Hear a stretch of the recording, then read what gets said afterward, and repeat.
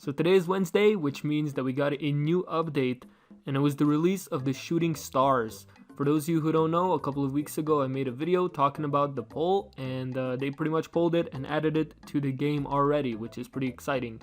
Basically, for those of you who don't know, it's an update taken from RS3, but the old school team put their own spin on it, so I think it fits into the game pretty well. It's a mining method, so there's going to be a bit more variety, which is always nice. But basically what shooting stars are meteors that fall on a predetermined list of locations, which I'll leave the link to the update page in the description if you want to check it out.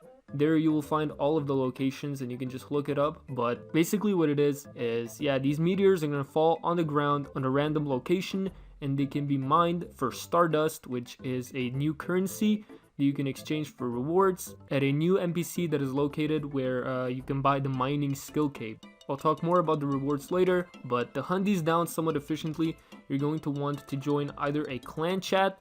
Personally, I joined the Theoatrix CC, where people were constantly hunting these shooting stars down and, letting other people know of the locations. It was a pretty exciting time. If you don't want to do that, you're probably going to want to make a telescope in your player-owned house. There's 3 types of telescopes: an oak, teak, and mahogany variation. The difference between them is that the higher level of a telescope that you will use, the smaller the time window is going to be. So basically, when you look through the telescope, it's going to tell you roughly where the star will land. So for example, Mauritania, or it's going to say the desert. But then there's multiple locations where that can happen. For example, when it says Mistolin, it can be Varrock East Bank, it can be the Champions Guild, it can be the Varrock Southeast Mine. So the telescopes don't pinpoint exactly where you're going to find it, and it also doesn't tell you exactly when that's going to happen. It's going to leave a little window open for you. For example, the mahogany one is going to tell you Mistolin, 10 to 12 minutes. So it's going to land in 10 to 12 minutes. But if you're going to join a CC, it's going to be a lot easier to do so, and I'm sure that in the future there's going to be a clan chat established specifically for hunting down shooting stars, so that's pretty exciting. Obviously this is day of release, so everyone is just kind of spastically running around. There really is no meta, you just kind of run around and hopefully stumble upon a shooting star. For the gear, you want to take your full prospectors and the highest level pickaxe that you can take.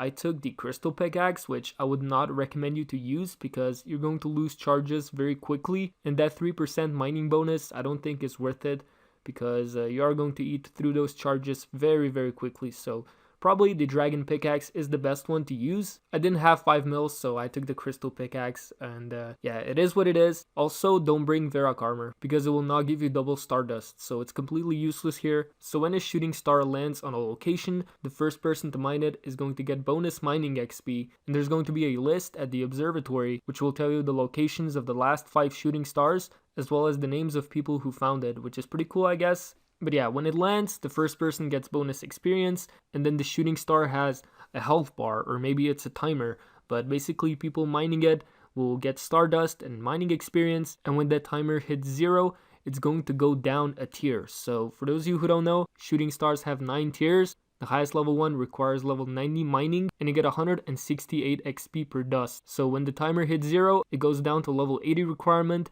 and that one gives only 116 XP per dust. So it scales down based on your mining level, and obviously if you don't have the required mining level, you can't mine that shooting star, and you're just gonna have to wait until it drops down to your tier. Also, all shooting stars spawn around the same time, and then people try to mine them as soon as possible, and when they're mined, you're going to have to wait 2 to 3 hours for the next one to arrive, and you can usually catch about 2 to 3 of them before all of them are mined because everyone is doing this. Remember, this is day of release, so everyone is trying to see what the new content is like. But I logged on as soon as the update went live, and I managed to mine 1 shooting star before all of the other shooting stars on other worlds disappeared, so that was kind of unfortunate.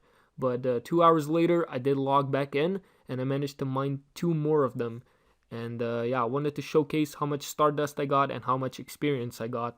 So the first one was found right next to the Draenor Village Bank, which was pretty interesting.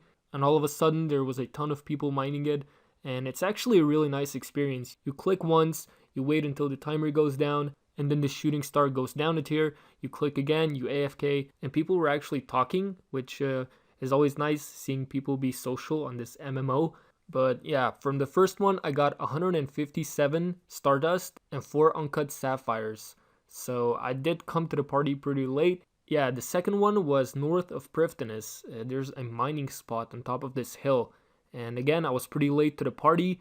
There was already a lot of people mining it. And it was also my first time coming here. I've never been to this location before, so I was kind of lost. But yeah, I got there and I started mining.